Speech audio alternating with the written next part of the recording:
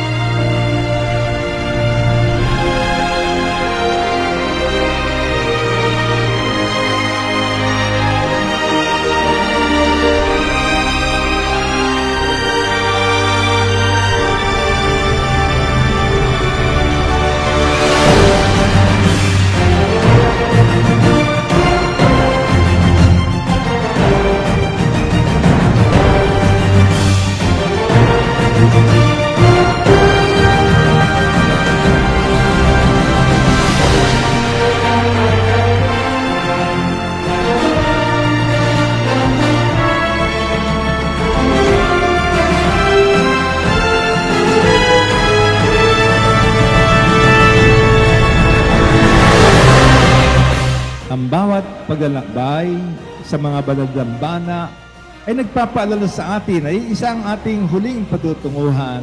Siyempre, ang Panginoon na nagbibigay sa atin ng galak at kapayapaan.